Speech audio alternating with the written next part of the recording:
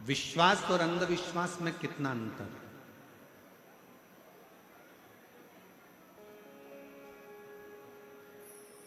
प्रश्न बहुत सुंदर है और उसका उत्तर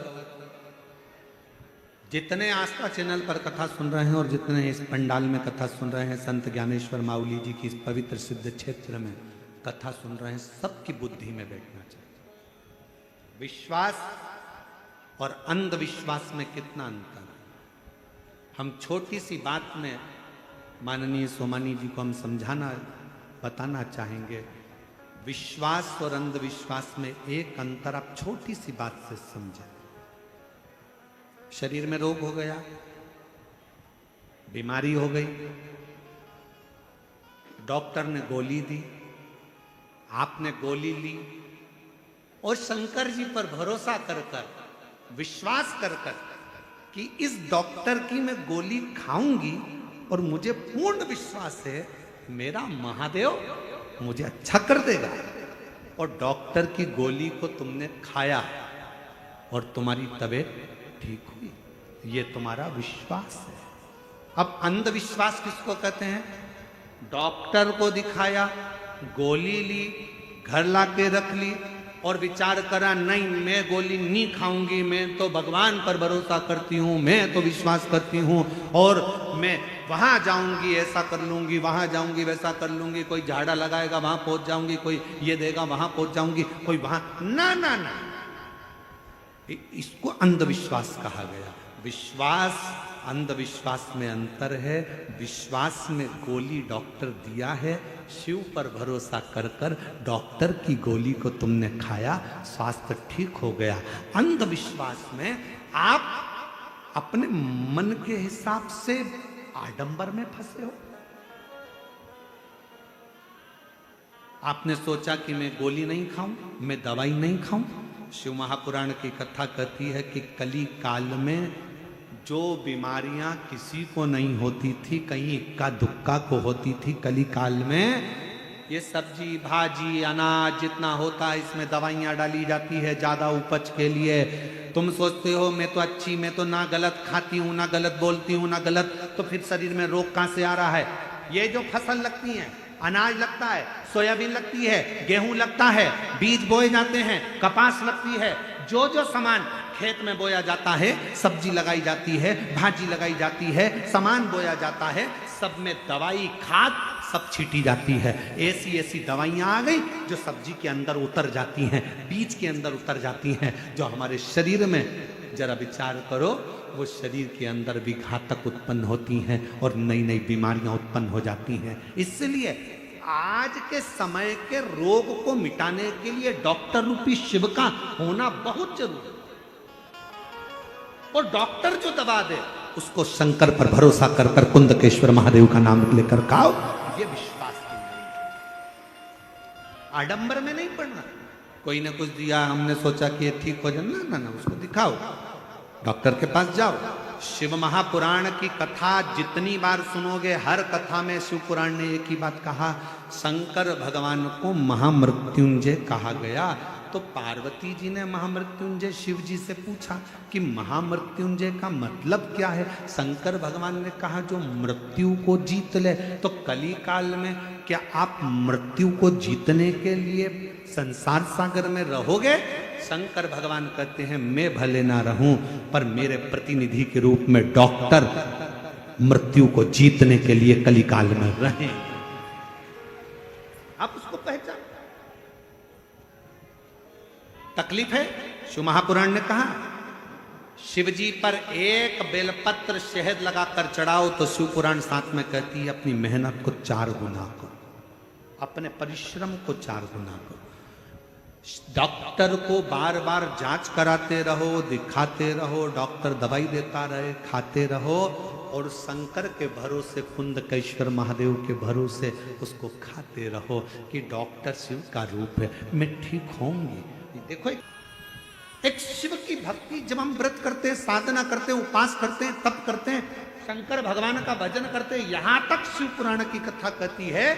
जब हम शिव महापुराण की कथा को चाहे आस्था चैनल पर सुने, फेसबुक यूट्यूब पर सुने, अपने घर पर बैठकर सुने, चाहे पंडाल में बैठकर कथा को सुने।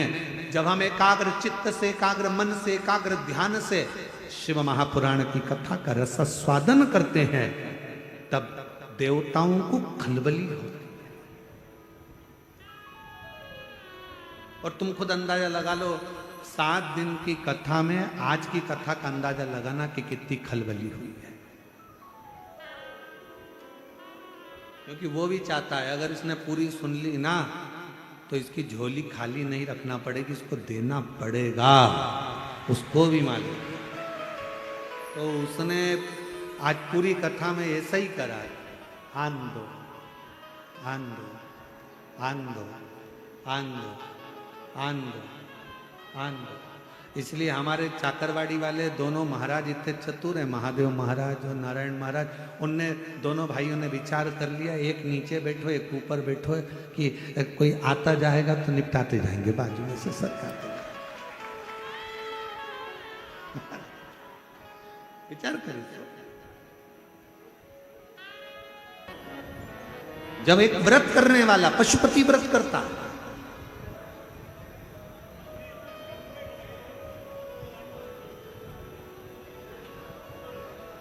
एक व्रत करने वाला जब भगवान का अविरल व्रत करता है, हम पत्र ढूंढेंगे तो हो सकता है कि वो टाइम लगे। एक गोल इतना बड़ा एक कागज काट कर, एक पुस्ता काट कर किसी ने पत्र लिखा था, वो हमें ढूंढने में टाइम लगेगा। अगर जिसने लिखा था हमको उसका मालूम नहीं है, पर उसने अपने पत्र में लिखा था, मैं इस गांव की रहने वाली हूं और हमारे गांव में जहां हम शंकर भगवान को जल चढ़ाते थे, शिव जी को पूजन करते थे, वहां के लोगों ने, वहां के महाराजों ने मंदिर में ताला जड़ दिया। अब हमको पूजन नहीं करने देते।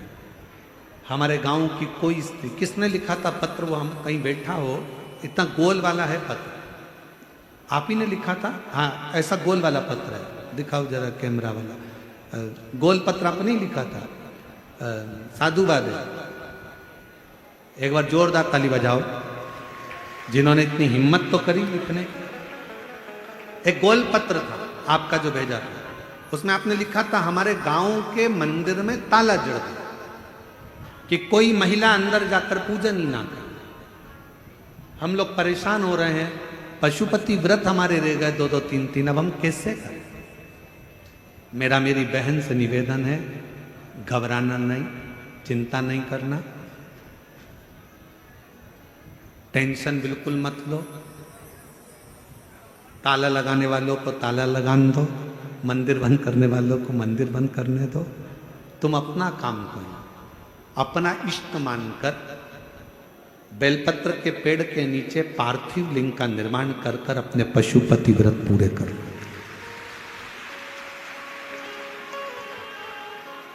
और यदि एक मंदिर में ताला लगे, सिहोराना, हम आपको एक पाषाण का नर्मदेश्वर महादेव दे देंगे, किसी भी पेड़ के नीचे रख लेना और पूरे गांव के लोग जल चढ़ाना प्रारंभ करना, उस पर कोई ताला नहीं लगा। और हम तो महादेव महाराज जी से कह जाएंगे, वो आपको एक शिवलिंग दे देंगे, आप चिंता ना करें। अपने गांव के किसी पेड़ पे नीचे रख लो, कोई जल नहीं चढ़ाने देता तो वो पेड़ के नीचे रखो, पूरे गांव की महिला उस पर जल चढ़ाओ। और एक बात याद रखना, नर्मदेश्वर महादेव की प्राण प्रतिष्ठा की जरूरत नहीं पड़ती, उसकी प्राण प्रतिष्ठा नहीं होती, वो स्वयं प्रतिष्ठित है। उसको तो ले जाओ, पेड़ के नीचे रख दो और पूरे गांव की महिला पूजन करना प्रारंभ करो, उस पर कोई ताला नहीं लगा है। मैं धन्यवाद देता हूं, आपको प्रणाम करता हूं जो आपने अपनी बात को यहां तक भेजा। साधुवाद, प्रणाम। आ जाओ, एक बेलपत्र ले जाना, आ जाइए, आ जाओ। साधु अपने पार्थिव शिवलिंग का निर्माण कर कर पूजन को पूर्ण कर। शिव है, शंकर शंकर है, ओगड़दानी ओगड़दानी, उस शिव की आराधना मूल है।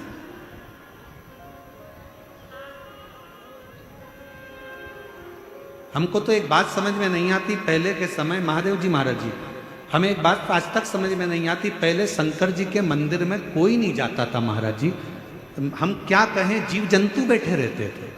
सावन में लोग जाते थे, शिवरात्रि पर जाते थे। अब माताओं का भाव शंकर के प्रति हुआ है, बच्चों का भाव शिव जी के प्रति हुआ है, तो लोगों को क्यों तकलीफ हो रही है कि मंदिरों के अंदर जाना बंद करवा देते हैं, जल चढ़ाना बंद करवा देते हैं, शिव की आराधना करना बंद करा देते हैं। और बाद में जिसने भी ताला जड़ा होता है, हालांकि बाद में वो क्षमा मांगता है शंकर जी से। कड़प की कथा कहती है, कड़प की कथा शिव महापुराण के अंतर्गत एक भक्त की कथा आती है कि वो जंगल में रहने वाला कड़प, वो शंकर को जानता नहीं था, वो तो भील था, वो पूछता नहीं था। एक बार उसने शंकर के शिवालय को जाना, किसी के मुख से सुन लिया शिव जी पे जल चढ़ाना चाहिए, पत्तियां चढ़ाना चाहिए, भोग लगाना चाहिए। बर्तन नहीं था, मुंह में पानी भर कर गया, पेड़ों की पत्तियां तोड़ ली, जीव को मार मांस इकट्ठा कर कर शिव के मंदिर में पहुंच गया। जूते पहना था, पांव से कचरा साफ करा, शंकर के मंदिर का झाड़ू पोछा जूते से कर, मुंह का पानी शिव पर, पत्तियां फेंकी शिव पर, मांस पड़ा था वही रख दिया। वही पंडित जी आए, उन्होंने देखा ना जाने कौन इस मंदिर में मांस पटक कर चले गया। झाड़ू लगाया, पोछा लगाया, सब करा। दूसरे दिन फिर वही हुआ, तीसरे दिन फिर वही हुआ, चौथे दिन फिर वही हुआ। पंडित जी एक लोहे का पिंजरा बनवा के लिया, शिवलिंग के ऊपर ताला जड़ दिया। शंकर शंकर जिस पंडित को कभी दर्शन नहीं दिया, उस कड़प के लिए शंकर भगवान ने एक लोहे की तान टूट गई, शिवलिंग पर टच हो गई, रक्त निकलने लगा। कड़प को लगा मेरे भोलेनाथ की आंख फूट गई। उसने अपनी आंख को निकाला त्रिशूल से, शंकर को लगा दिया। जो बंद पिंजरे में शिव था वो प्रकट हो गया सामने। कितने ताले लगाओगे मेरे शंकर को? मेरे शंकर के मंदिर में तो दरवाजे होते ही नहीं थे।